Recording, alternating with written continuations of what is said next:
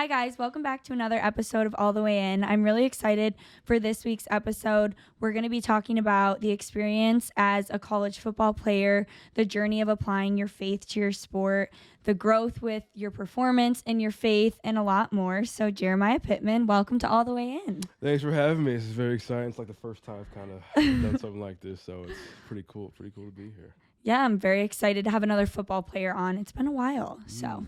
Okay. Hopefully I can live up to the hype. Yeah, you got a big standard to fill. You have to fill Aaron's shoes. Oh, wow. Okay, that'll be okay. We'll try. Yeah, we'll try. He was a good one. I'm sure.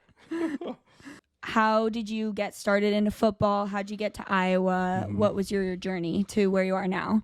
Football? Well, yeah. I have two older brothers. So they both played football, so they kind of inherited from that. And then I actually have zero ties to Iowa before spring of 2020. I never had, I barely knew what Iowa was. I knew it was a state. Had no That's about it. recognition of the program or coach parents or anything, but recruiting for me was kind of weird because that was happening during COVID.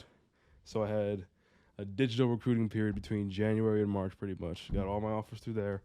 Iowa was actually late to the party. I had them about 3/4 of the way through, but as soon as I sat down with a virtual visit, Zoom and whatnot, we were Zooming all the time, 3 days a week, just different schools. We got to Iowa, and I think the first guy I talked to was Coach Wallace. I was able to see him in person a little bit before that happened. But when I sat down and talked with Coach Kelvin Bell, me and my parents both resonated really well with him.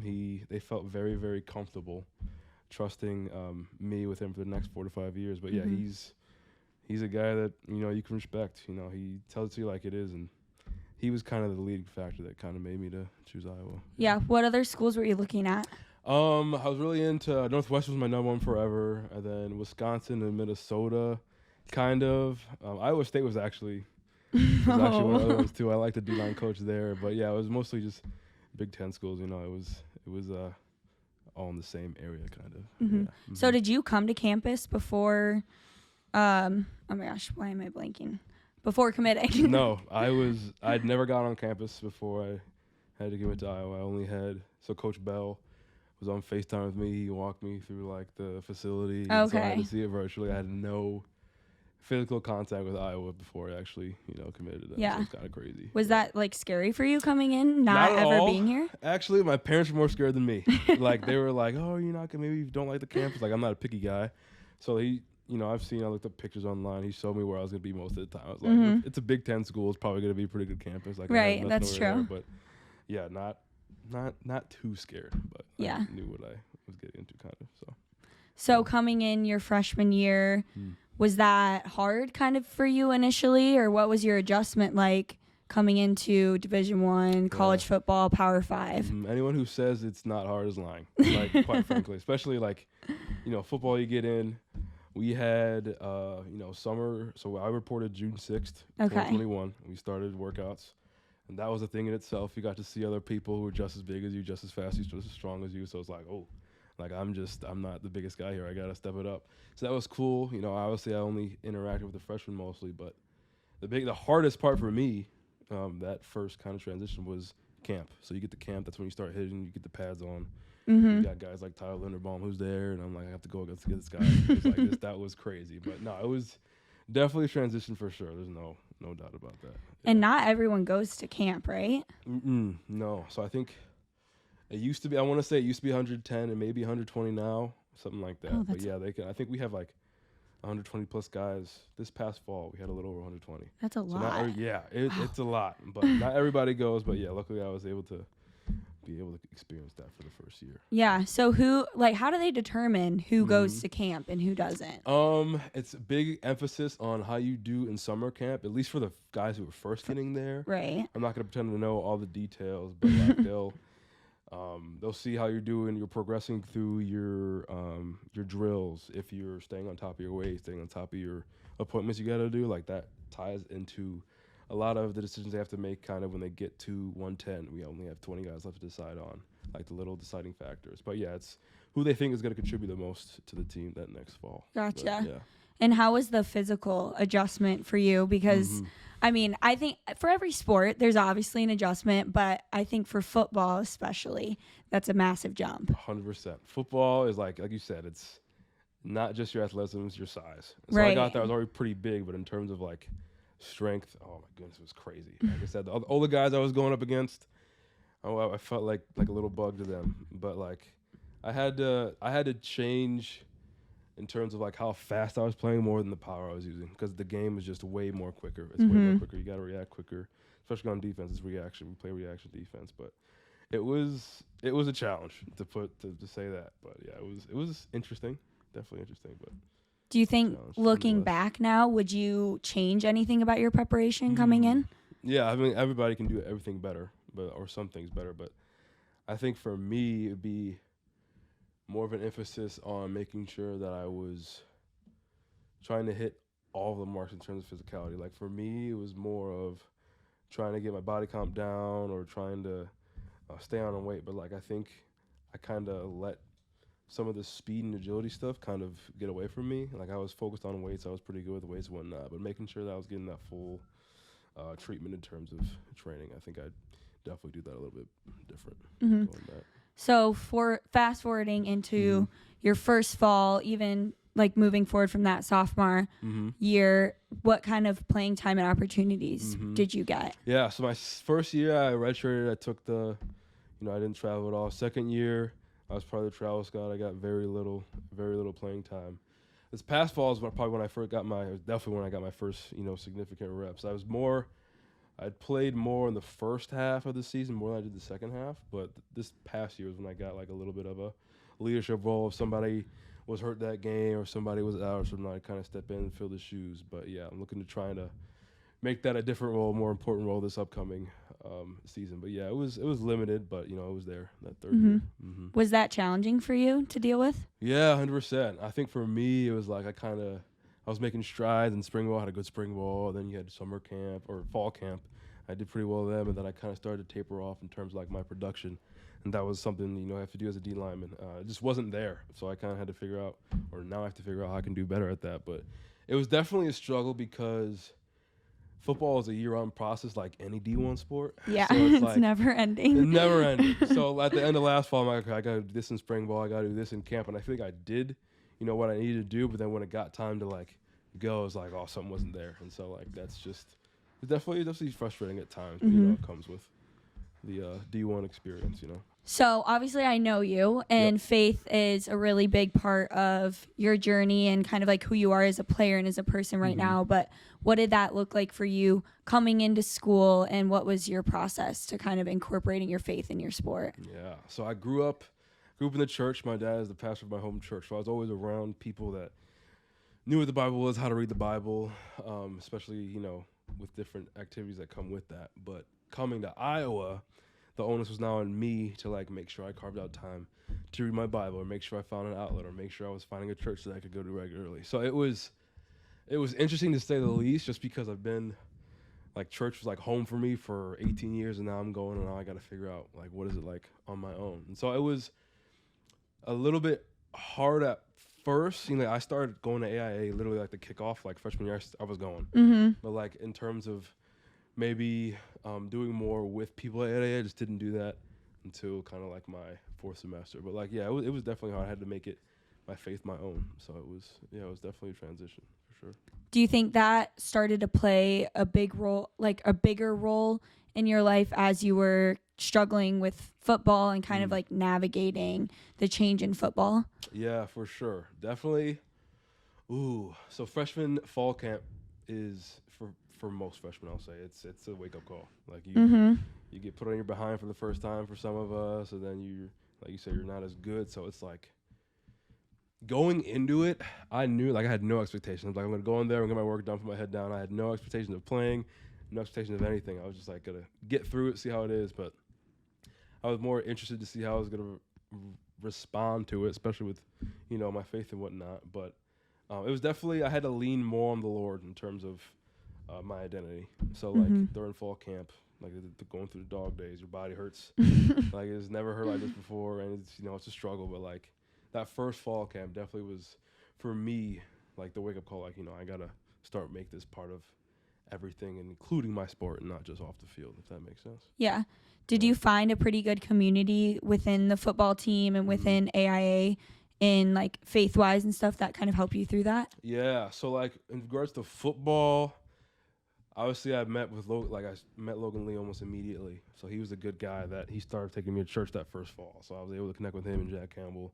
That was good to kind of have like, the older player feel in terms of faith. Like in terms of like the guys who came in with me, I didn't really have a ton of connections in terms of football with that. But like I said, when I came to AA at first, it was cool to have that like once a week feeling with other Christian athletes. And I kind of touched on this in one of the other questions, but I definitely wouldn't say that I did the best job of making friends outside of football that, had Christian values as I could have. And I think I should have done that. But yeah, it was a little hard to find like my niche, I guess you'd say, within the AA world and how that kind of looked with my spare time, if that makes sense. Yeah.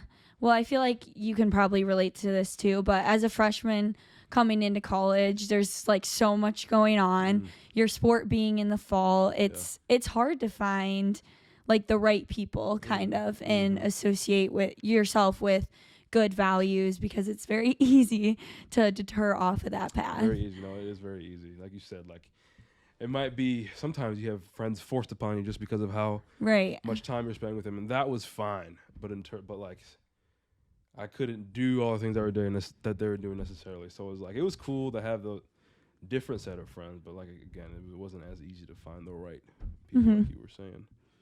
What kinds of things started to allow you to grow in your faith over that time period? Yeah. So obviously I was involved with AI kind of right off, like I said, but then that second year, I was a part of leadership. And so I got to know some more people on a deeper level. I met with them a little more than just once like a week, right? So that was really cool when I got to hang out with some of the leadership, like Tim and Casey Spark. They're great people, right? So I got to know them a little better than some of the other people that were part of leadership. That kind of gave me an opportunity to meet other people, especially outside of my sport, that had Christian values, and I loved that. Sundays quickly became one of the highlights of my week, just because I could hang out with people that, talked like me, had the similar values, they had similar interests, they were both in the sport, right? So that was, leadership through AA was a big thing for me in terms of that. How big for you was finding that community, especially when you were going through those different struggles and like sifting through finding your identity in Christ versus your sport? Yeah, it was really big. Like I said, it was refreshing. It was refreshing to know that other people going the same things as me, and they were thinking about how this faith related to the sport in the same way. So it was really, really good, and it was another way for me to be encouraged. That I'm not alone in this walk of the Christian athlete. Like there's other people trying to do this too. So it was really cool. And you had, like I said, a lot of great people on staff at AA that made it feel like home. They were opening their homes up to us, and we got to have meals, and there were kids be around us. Right? So it was a really refreshing experience, to say the least. Yeah. How has your faith grown with you as you've gotten older and over your 3 years here? Yeah. No, it's grown for sure. So most recently, like through leadership with AI, I kind of started out with a Bible study with some other guys on my team. So that Bible study, leading it, you start to hold yourself at to a higher standard, I guess, because you got to set an example, and then two, if they're asking you any questions, like it forces you to dwell on the scriptures a little more, just so that you can have some more of that confidence to answer those questions too. So if they have questions for you, you can do that too, and humbleness too. Like if you're leading, if they ask you a question maybe you don't know, you got to have the humbleness to say like, dude, I don't really know. I'll do some research, maybe I can get back to you on that, but you don't know everything. It's perfectly okay not to know everything. Yeah. So it's like there's a light shown on some of the spots that may be weaker in terms of your faith and your life with Christ, but it's a really good way to kind of level up in your faith and just kind of make sure that you have a more thorough understanding of what you're going through and not just going through the motions in terms of fellowship with the Lord, for sure. Do you think your experience with your faith and with your sport has helped you? Now you're in a position, a leadership role, like more mentorship position, has helped you like essentially help those other younger guys on the football team or just in general? Yeah, no, I think 100%. I'm not the most outspoken guy, as you could say. I'm pretty quiet. But I love fellowshipping with, other guys, especially on the team that have a stronger faith, and they don't only learn from some of the things that I can maybe tell them, but I learn from them too, right? You get different perspectives on scriptures or whatever scenarios you can go through. And it's a really, really neat thing to kind of see that, wow, these guys probably have a very similar worldview or viewpoint as me, but they see things differently too. And so it opens up to more conversation, and you can grow and you guys can kind of get ideas from each other. But yeah, I feel like I've not only been able to answer other questions, but I get, things thrown back at me, which is really, really cool. What has helped you understand the role of your faith in applying it to your sport? Yeah. So I was very passive with that, I'd say, for up until last May. I went to the UTC camp. I love UTC. If you haven't gone to UTC and you're listening to this and you're a Christian athlete, go to UTC. Yeah, it's amazing. It's one of the definitely top 5 experiences for me in my life. It was just a great way to fellowship with other Christian athletes around the nation, I should say. I don't think it's worldwide, but a nation, and they had other programs. But no, it was definitely the best way for me to put my faith into practice. Like they talk about the 5 principles, but for me, it was always very passive. It was something that I would deal with off the field. But now you talk about actually using your body as a sacrifice and whatnot, and knowing that the Lord has already gone through those things and those struggles. It's like now I can find myself praying between every rep or between every practice, like making sure that I know that it's not me doing the thing, but the Lord's working through me. And so if the Lord has that kind of influence over my physical activity, then there's very little you can't do, right, in terms of sacrificing and going through those struggles. But yeah, I'm curious how you think that has helped shift or like impact your performance, and like, do you feel like it's made your performance better? Yeah. So I think different for different people. I could definitely see that maybe it was during conditioning or maybe it was during a long practice. I could feel myself like realizing that it's not, it could be worse, right? It could be worse. Right. Like we all have those days, but it definitely could be worse. And then I think it's a lot of the times it's not necessarily the physical, goals you may have, but realizing that it's okay not to be, perfect. Nobody's perfect, but it's okay not to have a PR every phase, or it's okay sometimes, you're going to mess up on every play. But I think it benefited me more in the thought that, like, Lord has a plan, right? So everything that you mess up on, you don't have to get so down about yourself, or you don't have to compare yourself to others. But it's more like accepting feeling as opposed to, I think, a physical, like it's gonna get me a 10th off of my 10-yard fly, right? Like it eases the mind too. And so like when you have a healthy mind, it helps the rest of your body too, right? So you can feel less pressure, I guess you would say, in knowing that the Lord has a plan and is working through you, and it's not just you against the world, right? So. Yeah, I agree. I think that's been the biggest shift for me, is like, it's not necessarily a physical thing. And I think I almost went into UTC thinking like, oh, I'm going to have this like huge physical change in my performance. And then after, I think I was like just a little confused maybe, because I was like, oh, didn't happen. Like, that's not how this works. Yeah. But now looking back on, I'm like, oh, it was a big mental change. Like, and that impacted my performance over time. 100%. I agree. Like you said, it's like, it's freeing. It's very freeing, right? It's just, it's a great experience. How has being a college football player helped change and shift your faith and just your outlook on life and faith? Yeah, no, it's I came from a very I guess I could say safe Christian bubble. Everybody spoke Christianese. Everybody, went to church. Everybody had parents that had been taking them to church forever. And then going to high school, went to Catholic high school, wasn't exactly the same. You still had people who'd been around the church since pretty much birth, but it was not as diverse as you could be. I'm from the northwest suburb of Chicago. Everybody's been in the suburbs. Very safe, cookie cutter place, but coming here is like so many different diverse, different guys, right? And most of them, might not have a relationship with Christ, but those who do, is like even them, or they're coming from different areas. So it's like, for me, it's been a good way to look at the world through other people's perspectives and get what they're going through, and understand that, like, we didn't all have that. We didn't all have that easy of a life. Like I said, for me, I've had very little struggles in terms of, at home, where I've had a very good family. Like, there's different guys that they might not have that. But, like, another thing to add to that, too, is, like,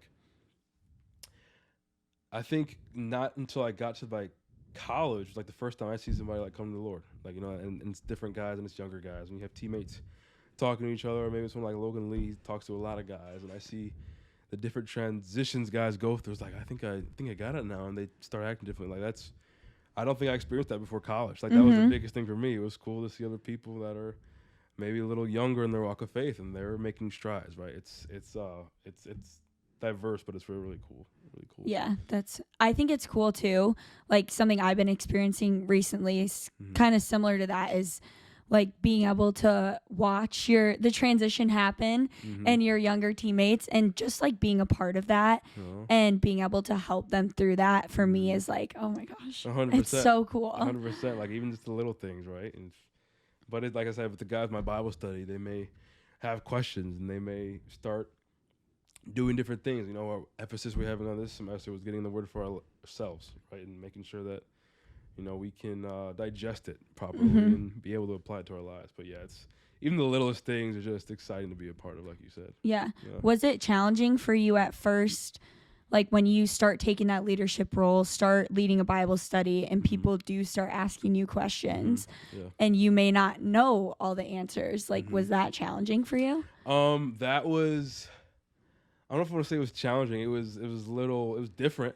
It was definitely different too. Maybe I think the biggest challenge was, like you said, to say, like, you know, I don't know that. I'm going to have to get back to you on that, because sometimes people say they do know and they'll give a completely unthought out answer just because they want to know, like they, or seem like they have all the answers. Right. And I think I got that from different people. Like I said, I keep going back to Logan Lee. He's a great guy, but he was very, very humble. Like if somebody asked him, because he was very outspoken about everything, but if somebody asked him anything and he had, you know, he's like, I'm not sure. Like I'll get back to you on that. But that was definitely a transition, I guess you would say. Just like, but like you said, it's a relief knowing that, you know, you don't have to have all the answers, which is for sure. Yeah, I think that was one of the biggest transitions I experienced too with faith in college, because before, I don't think I ever really experienced people being like, oh, actually, I really don't know that. And I always just had this mindset of like, you have to know everything. You like a perfection mindset with it.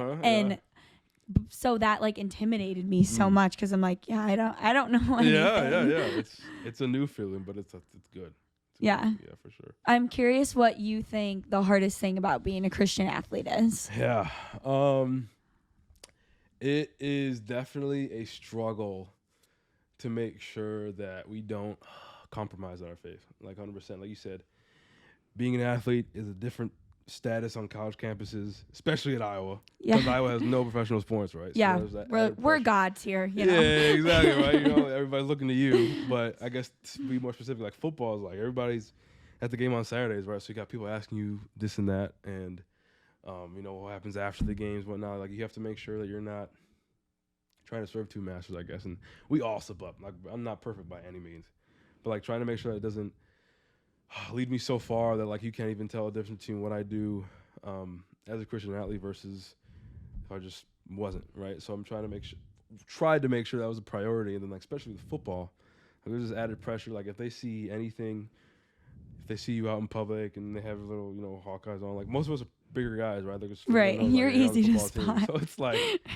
yeah, you got to make sure that you don't let that affect the things on the field too, because I think when people ask you that, like I said, I wasn't that much of an impact player this past fall, but like sometimes it's that added pressure is like, oh, somebody's asking me this, so I better be, you know, good on Saturdays just because, you know, they know who I am. But that's not, it's not the healthiest way to go about it, right? Especially as Christian athletes, we have to make sure that we recognize it's not us who's doing the work. Like it's God and He's working through us, but it's still hard. It's easy to slip into that thought, like if I'm not gonna play on Saturdays, then what am I doing here? Or if I'm not gonna be as good as this guy, like what am I doing here? Because everybody sees it, and then when you mess up on the field, some people might not, or most people might not, because usually it's pretty subtle. But like, there's again that added pressure. Everybody saw that.